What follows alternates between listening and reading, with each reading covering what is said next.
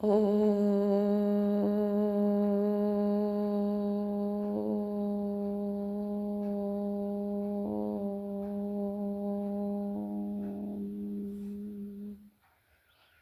शान्ति।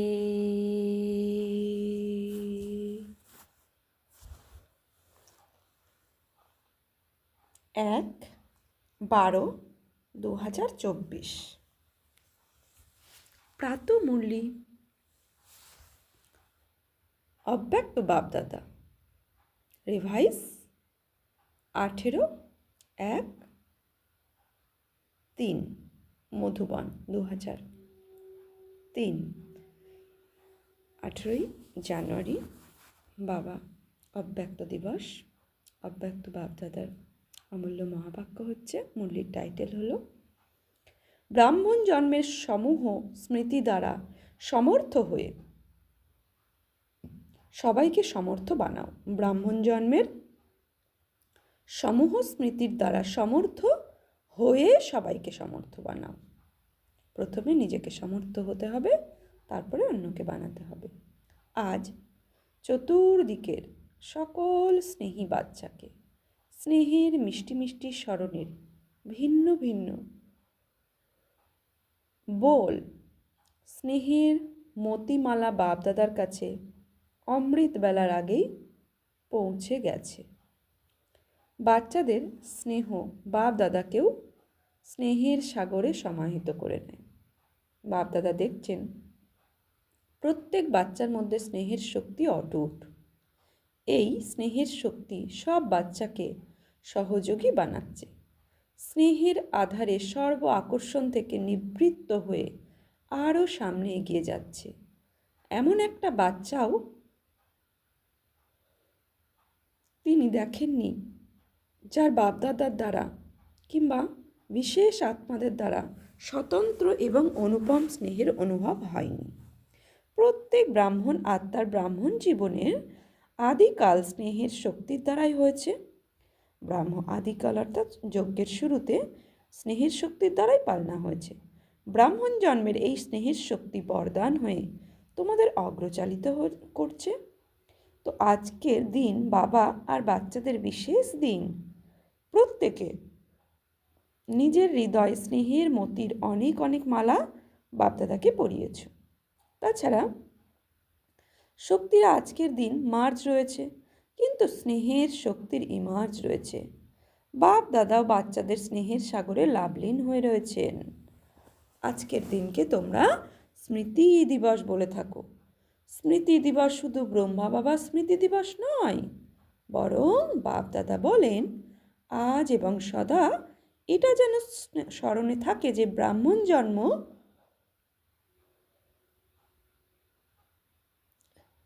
নেওয়ার সাথে সাথে আদি থেকে এখনো পর্যন্ত কি কি স্মৃতি বাপদাদা তোমাদের মনে করিয়ে দিয়েছেন, সেই স্মৃতির মালা স্মরণ করো।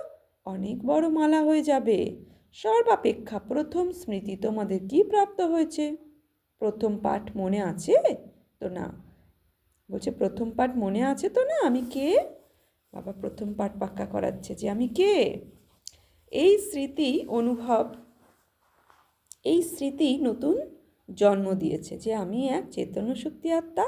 এই স্মৃতি আমাদের নতুন জন্ম দিয়েছে। তাতে বৃত্তি দৃষ্টি স্মৃতি পরিবর্তন করে দিয়েছে। এমন সব স্মৃতির স্মরণে আসতেই আধ্যাত্মিক খুশির ঝলক নয়নে মুখে এসেই যায়। তোমরা স্মৃতি মনে করো আর ভক্তরা মালা জপ করো। অমৃত বেলা থেকে একটাও স্মৃতি যদি কর্মযোগী হওয়ার সময়েও স্মরণে থাকে, তবে বারংবারের স্মৃতি সমর্থ স্বরূপ বানিয়ে দেয়। কেননা যেমন স্মৃতি তেমন যোগ্যতা আপনা থেকেই আসে। সেই জন্য আজকের দিনকে স্মৃতি দিবস এবং সেই সঙ্গে সমর্থ দিন বলে থাকো। তোমরা ব্রহ্মা বাবা সামনে আসতেই, বাবার দৃষ্টি পড়তেই আত্মাদের মধ্যে শক্তি এসে যায়। সবাই অনুভবী, সবাই তোমরা অনুভবিত না। হতে পারে তোমরা সাকার রূপে দেখেছ, অথবা অব্যক্ত রূপে পালনা দ্বারা পরিপালন হতে হতে অব্যক্ত স্থিতির অনুভব করে থাকো। সেকেন্ডে হৃদয় থেকে বাপদাদা বলার সাথে সাথেই শক্তি আপনা থেকেই এসে যায়। সেই জন্য এই সমর্থ আত্মারা অন্য আত্মাদেরকে নিজের শক্তি দ্বারা সমর্থ বানাও। উৎসাহ উদ্দীপনা আছে তো না?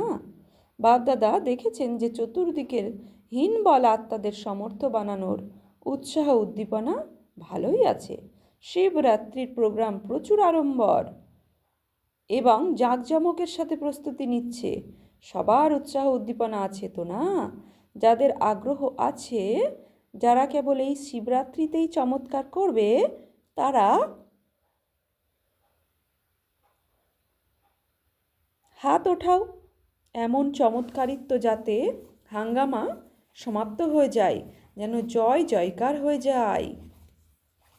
বাহ, সমর্থ আত্মারা, বাহ! সব জেনে প্রোগ্রামের প্রস্তুতি নেওয়া হয়েছে তো না? পাঞ্জাবেও প্রস্তুতি নিয়েছে, তাই না? এটা ভালো। উদ্দেশ্যহীনভাবে ঘুরে বেড়ানোর আত্মা, তৃষ্ণার্ত আত্মা, অশান্ত আত্মা, এমন সব আত্মাদের অন্তত এক ফোঁটা তো দিয়ে দাও। এক ফোঁটা অর্থাৎ বাবার জ্ঞানের অমৃত, স্নেহ, এগুলো এক ফোঁটার দিয়ে দাও। তারা ওই তৃষ্ণার্ত আত্মা, এক ফোঁটার তৃষ্ণা, তারা এক ফোঁটা পেলেই তাদের তৃষ্ণা মিটে যাবে। তো এত তো সত্ত্বেও তারা তোমাদের ভাই বোন, বুঝে সব কিছুর শেষে কি তারা আমাদের ভাই বোন। সুতরাং নিজের ভাইদের প্রতি, নিজের বোনেদের প্রতি দয়া হয় না? দেখো, আজকাল পরমাত্মাকে বিপর্যয়ের সময় তারা স্মরণ করে ঠিকই, কিন্তু শক্তিকেও স্মরণ করে। যেমন দেবতাদের মধ্যে গণেশ আছে, হনুমান আছে, তাছাড়া দেবতাদের বেশি স্মরণ করে তো কারা? তারা কারা? তোমরাই তো না? প্রতিদিন তারা তোমাদের স্মরণ করে, তারা জোরে জোরে তোমাদের ডাকছে, হে কৃপালু, দয়ালু, দয়া করো, কৃপা করো, সুখ শান্তি সামান্য এক ফোঁটা দাও। তোমাদের থেকে এক ফোঁটা পাওয়ার তৃষ্ণার্ত তারা। তো হে শক্তি, হে দেব, দুঃখী তৃষ্ণার্ত আত্মাদের এই আওয়াজ তোমাদের কাছে পৌঁছায় না? পৌঁছাচ্ছে না? পৌঁছাচ্ছে তো না?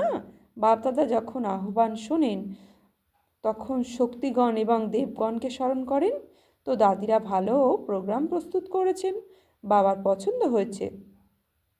স্মৃতি দিবস তো সদাই রয়েছে, কিন্তু তবু আজকের দিন স্মৃতি দ্বারা সর্বযোগ্যতা বিশেষভাবে প্রাপ্ত করেছে। এখন আগামীকাল থেকে শিবরাত্রি পর্যন্ত বাপদাদা চতুর্দিকের বাচ্চাদের বলেন যে এই বিশেষ দিন এটাই লক্ষ্য রাখো, বিশেষ দিনে এটাই লক্ষ্য রাখো যে সর্বাধিক আত্মাদের এক ফোঁটা দেবে, অর্থাৎ জ্ঞানের এক ফোঁটা দেবে, এবং মনসা দ্বারা, বাণী দ্বারা এবং সম্বন্ধ সম্পর্ক দ্বারা যে কোনো বিধিতে অবশ্যই বার্তা দিতে হবে।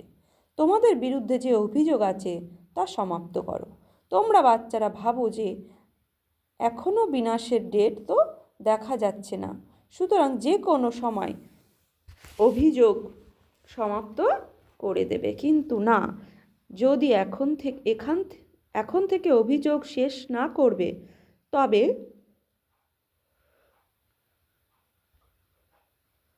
বাবা বলছেন এ অভিযোগও পাবে যে তোমরা আগে কেন বলনি। তাই এখন থেকে অভিযোগ শেষ করতে হবে অন্যকে এক ফোঁটা জ্ঞানের অমৃত দিয়ে। আমরাও কিছু বানিয়ে দিতাম, এখন তো তারা শুধু অহপ্রভু বলবে। সেই জন্য তোমাদেরকে অবিনাশী উত্তরাধিকারের কিছু ফোঁটা তো নিতে দাও। তাদের কিছু ফোঁটা তো নিতে দাও, তাদের কিছু সময় দাও। এক ফোঁটাতে তৃষ্ণা নিবারণ তো করো। তৃষ্ণার জন্য এক ফোঁটা অনেক গুরুত্বপূর্ণ। তো এই প্রোগ্রাম আছে তো না? এই প্রোগ্রামই আছে তো না? বাপদাদা কেবল সবুজ পতাকা দেখাচ্ছেন না, বরং নাগারা বাজাচ্ছেন। হে তৃপ্ত আত্মারা, আগামীকাল থেকে আত্মাদেরকে বার্তা দাও। শিবরাত্রিতে বাবার বার্থডে অন্তর্মুখ মিষ্টিত করো যে হ্যাঁ, তারাও বার্তা পেয়ে গেছে। এই দিলখুশ মিষ্টি সবাইকে শোনাও, খাওয়াও। সাধারণভাবে শিবরাত্রি উদযাপন করো না, কিছু চমৎকার করে দেখাও। এই উৎসাহ উদ্দীপনা আছে তোমাদের? বাবা বলছেন এই উৎসাহ উদ্দীপনা আছে তোমাদের? যারা প্রথমে সারিতে লাইনে আছো তাদের আছে? প্রচুর আড়ম্বর ও জাঁকজমক করো। তারা অন্তত এটা তো বুঝুক যে শিব বাবা কতটা মহত্বপূর্ণ। আমাদের বাবার জন্মদিন, এটা শুনে তার খুশির উদযাপন তো করুক। বাপ দাদা দেখছেন যে অমৃতবেলায় মেজরিটির স্মরণ আর ঈশ্বরীয় প্রাপ্তির নেশা খুব ভালো থাকে, কিন্তু কর্মযোগীর স্টেজে অমৃতবেলার যে নেশা তাতে প্রভেদ হয়ে যায়। বাবা বলছেন কর্মযোগীর স্টেজে অমৃতবেলার যে নেশা তাতে প্রভেদ হয়ে যায়। কারণ কি? কর্ম করাকালীন সোল কনসিয়াস এবং বাবা বলছেন সোল কনসিয়াস এবং কর্ম কনসিয়াস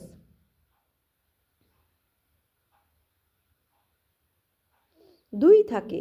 এর বিধি হলো কর্ম করাকালীন আমি আত্মা। কোন আত্মা সেটা তো জানোই তোমরা।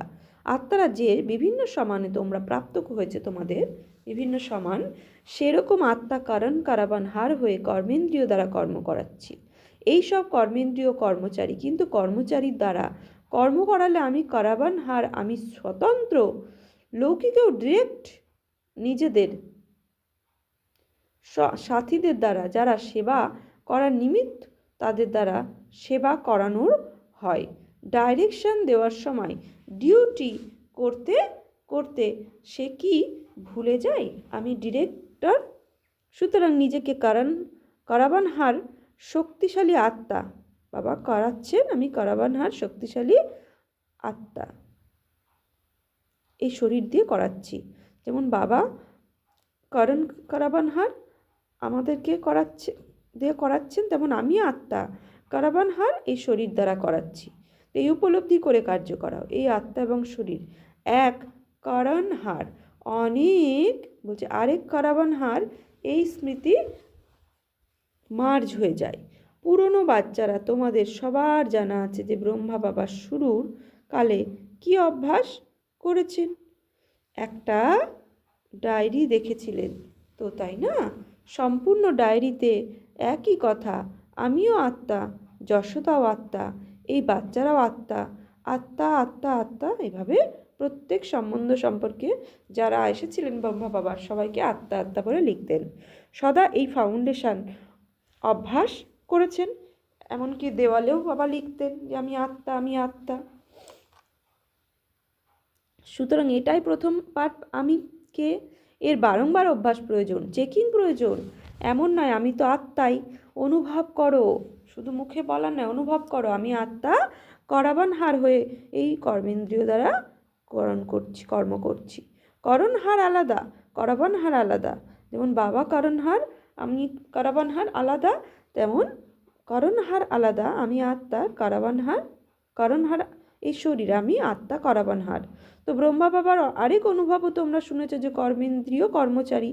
তো রোজ রাতে দরবারে শুনেছ তো না, রাতে কাচারি বসত দরবারে। সুতরাং মালিক হয়ে এই কর্মেন্দ্রীয় রূপী কর্মচারীদের থেকে চাল চলন জিজ্ঞাসা করেছ না? তো যেমন ব্রহ্মা বাবা এই ফাউন্ডেশনের অভ্যাস খুব পাক্কা করেছেন, সেই জন্য যে বাচ্চারা লাস্টেও সাথে ছিল তারা কি অনুভব করেছিল? যে বাবা কার্য করার কালেও শরীরে থাকা সত্ত্বেও চলতে ফিরতে অশরীরী স্থিতি অনুভবই হতো। হয়তো কর্মের হিসাব যুক্ত হয়েছে, কিন্তু সাক্ষী হয়ে না স্বয়ং কর্মের হিসাবের বশ হয়েছেন, না অন্যকে কর্মের হিসাব কিতাবে চুকানোর অনুভব করিয়েছেন। তোমরা জানতে পেরেছ কি ব্রহ্মা বাবা অব্যক্ত হয়েছেন? জানতে পারিনি তো না? তো এক স্বতন্ত্র সাক্ষী অশরীরী হওয়ার অর্থাৎ কর্মাজিত স্টেজ বহুকাল ধরে অভ্যাস করেছেন, তবেই অন্তেও সেই স্বরূপ অনুভব হয়েছে। বহুকালের এই অভ্যাস কার্যকারী। এমন ভেবো না যে অন্তে দেহভাব ছেড়ে দেব না। বহুকালের অশরীরী ভাবের দেহ থেকে পৃথক করাবানহার স্থিতির অনুভব প্রয়োজন। যে মনে করলে হবে না যে অন্তেটা হয়ে যাবে, অন্তে করে ফেলবো না, বহুকালের অভ্যাসের দ্বারা এই স্থিতি প্রয়োজন বাবা বলছেন।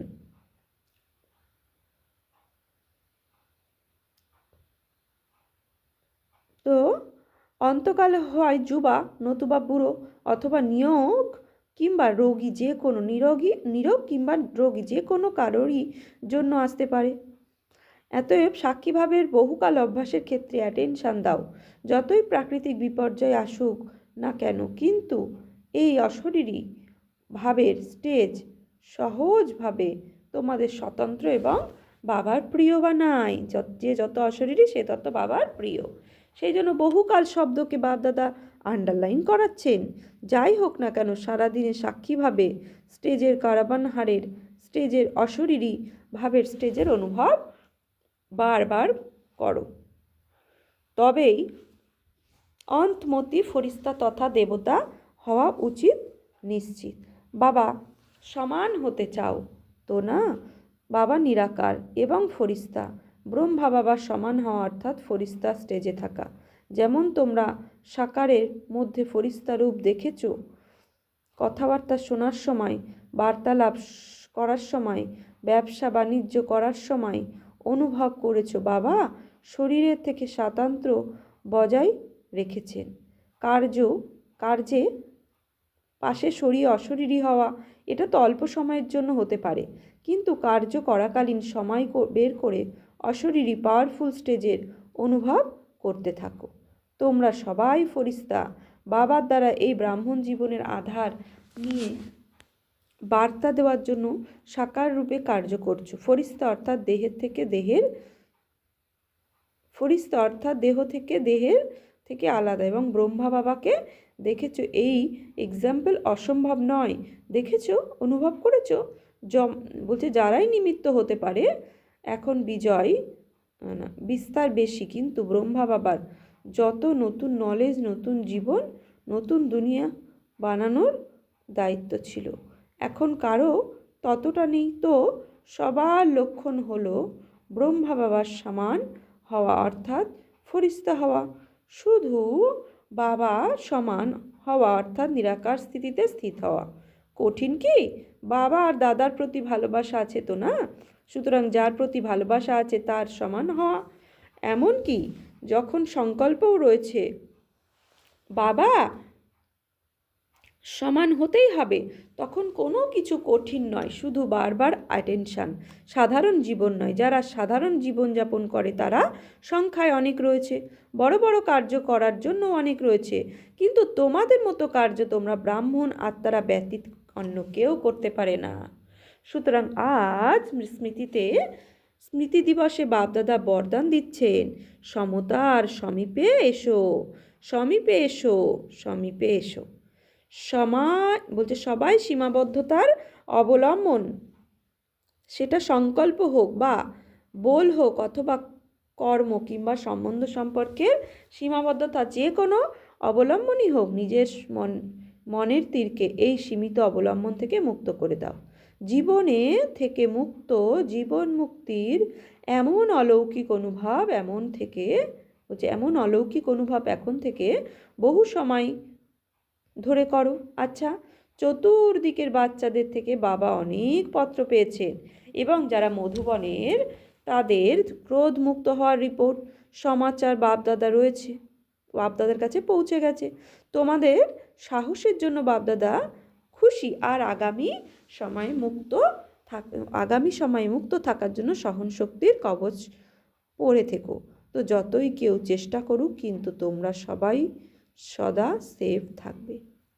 এমন দৃঢ় সংকল্পধারী সদা স্মৃতিস্বরূপ আত্মাদের সদা সর্বযোগ্যতাকে প্রয়োজনের সময় কার্যে প্রয়োগ করে এমন বিশেষ আত্মাদের, যারা সর্ব আত্মাদের জন্য করুণাকর আত্মাদের সদা বাপদাদার সমান হওয়ার সংকল্পকে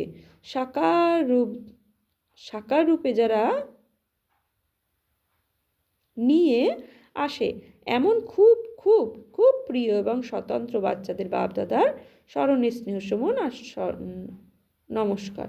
ডাবল ফরেনার্সের ডবল নেশা আছে।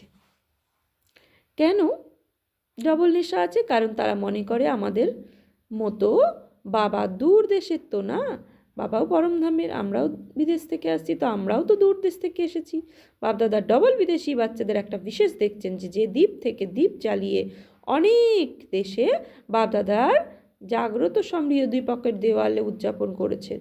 এমনকি এখনও বাপদাদা শুনছেন যে কত দেশের আসি এই কার্যে, এই টার্নে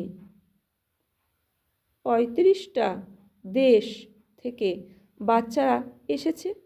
ওইটানে 35টা দেশ থেকে বাচ্চারা এসেছেন। আর বাইরে কত হবে? তো ডবল বিদেশিদের বার্তা দেওয়ার প্রবল আগ্রহ আছে। বা দাদা দেখেছেন যে প্রতিটা গ্রুপে 35 থেকে 40টা দেশের বাচ্চারা থাকে। অভিনন্দন, সদা নিজেও উড়তে থাকো এবং ফরিস্তা হয়ে উড়তে উড়তে বার্তা দিতে থাকো, এটা ভালো। বাপদাদা কোনো 35 দেশে তোমাদের দেখছেন না, অন্য দেশেরও তোমাদেরকেও তোমাদের সাথে দেখছেন। তো তোমরা নম্বর 1 বাবার সমান হতে চলেছ তো না? নম্বর 1 নাকি হচ্ছে নম্বর অনুক্রমিক হতে চলেছ? নম্বর 1 নম্বর ক্রম নয়, নম্বর 1 হওয়া, অর্থাৎ যারা সব সময় উইন করে, যারা উইন করে তারা 1 হয়। তোমরা এরকমই তো না? খুব ভালো, তোমরা বিজয়ী আর সদা বিজয়ী হয়েই তোমরা থাকো। আচ্ছা, যেখানে যেখানে যাবে সেখানে অন্য সবাইকে এই স্মৃতি জাগিয়ে দাও যে সবাই ডবল ফরেনারকে 1 নম্বর হতে হবে। আচ্ছা, সবাই স্মরণ দিও। আর তোমরা এখানে শিবরাত্রি উদযাপন করছো, কিন্তু বার্তা দিতে পারো তো না। সুতরাং সংখ্যায় তোমরা যত আছো তারা ডবল সংখ্যক পরের সিজনে হতেই হবে, হবে তো না? হতেই হবে। আচ্ছা বাপ দাদা সব মাতাদের, গোপালের প্রিয় মাতাদের হৃদয়ে অনেক অনেক স্মরণ স্নেহ দিচ্ছেন। এবং পাণ্ডব, তারা ইউথ হোক বা প্রবৃত্তির পাণ্ডব, সদা পাণ্ডব পতির সাথী থেকেছে। এমন সাথী পাণ্ডবদের বাপদাদা অনেক অনেক স্মরণ স্নেহ দিচ্ছেন। টিচার্স ভাবছে বাবা আমাদের দেখছেন না, তিনি দেখছেন। দাদিরাও দাদিজির সাথে আজকের দিন কি স্মরণে আসে? উইল পাওয়ার পেজ তো না? উইল পাওয়ার্সের বরদান রয়েছে, খুব ভালো পার্ট প্লে করেছে, এর জন্য অভিনন্দন। তোমার জন্য সবার অনেক আশীর্বাদ আছে। তোমাকে দেখেই সবাই খুশি হয়ে যায়। তুমি কিছু বলো বা নাই বলো, তোমার যদি কিছু হয় না, তাহলে সবাই এমনভাবে যেন তাদেরই হচ্ছে। এতটাই ভালোবাসা রয়েছে, সবার আছে অনেক। বলছে আমার সবার প্রতি অনেক ভালোবাসা আছে, সবার প্রতিই তো ভালোবাসা আছে। এই ভালোবাসায় সবাইকে চালনা করছে। ধারণা কম বেশি হোক, কিন্তু ভালোবাসায় চলছে। খুব ভালো। ইস্যু দাদির সাথে ইনিও তার হিসাব চুকিয়ে দিয়েছেন। ইস্যু দাদি পরে গিয়ে তাকে বিশ্রাম নিতে হয়েছে। এটা কোনো ব্যাপার নয়, এনার সহজ পুরুষার্থ, সহজে হিসাব চুকে গেছে। শুয়ে থাকার সময়ও এটা সহজ হয়ে গেছে। বিষ্ণুর মতো তোমরা আরামপ্রাপ্ত হয়েছে তোমাদের। আচ্ছা, তবুও তুমি সকাল দিন থেকে এখনো পর্যন্ত রক্ষক হয়েছ। ইস্যু দাদিকে বলছে যোগ্য রক্ষক হওয়ার অনেক আশীর্বাদ থাকে সদা। সব দাদি বাপ দাদার অনেক অনেক সমীপে আছেন, সমীপ রত্ন তারা। আর সবার কাছে দাদিদের মূল্য আছে, সংগঠনও ভালো। তোমরা সব দাদির সংগঠন এত বছর ধরে যজ্ঞে রক্ষা করেছো এবং করতেও থাকবে।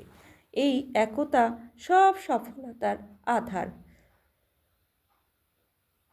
বাবা মধ্যিখানে আছেন, মধ্যমণি হয়ে, তো বাবাকে তোমরা মধ্যিখানে রেখেছো, এটা খুব ভালো অ্যাটেনশন দিয়েছো। আচ্ছা, তোমরা সবাই ঠিক আছো? বরদান, সর্বসম্বন্ধের দ্বারা এক বাবাকে নিজের সাথী বানিয়ে সহজ পুরুষার্থী ভাবো। সর্বসম্বন্ধের দ্বারা এক বাবাকে নিজের সাথী বানিয়ে সহজ পুরুষার্থী ভাবো। বাবা স্বয়ং সাথের দায়িত্ব পূরণ করার অফার করছেন। যেমন সময় তোমরা সম্বন্ধ দ্বারা বাবার সাথে থাকো আর যোগী বানাও, যেখানে সদা সাথও আছে এবং সাথীও আছেন। সেখানে কোনো মুশকিল হতে পারে না। যদি কখনো নিজেকে একদা অনুভব করো, তবে সেই সময় বাবার বিন্দু স্মরণরূপ বিন্দুরূপ স্মরণ করো না। বাবা বলছেন যদি কখনো নিজেকে একলা অনুভব করো, তবে সেই সময় বাবাকে বিন্দু রূপ স্মরণ করো না। সময় প্রাপ্তির লিস্ট সামনে আনো, কি কি প্রাপ্তি হচ্ছে তার লিস্ট সামনে আনো। ভিন্ন ভিন্ন সময়ের মনোরম অনুভবের কাহিনী স্মৃতিতে নিয়ে এসো।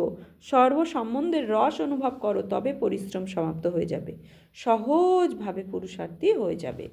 স্লোগান, বহুরূপী হয়ে মায়ার বহুরূপ যদি পরখ করে নাও, তবে মাস্টার মায়াজিৎ হয়ে যাবে। আজকের সামান্য আমি মাস্টার মায়াজিৎ জগজ্জিত আত্মা। আচ্ছা, ওম শান্তি।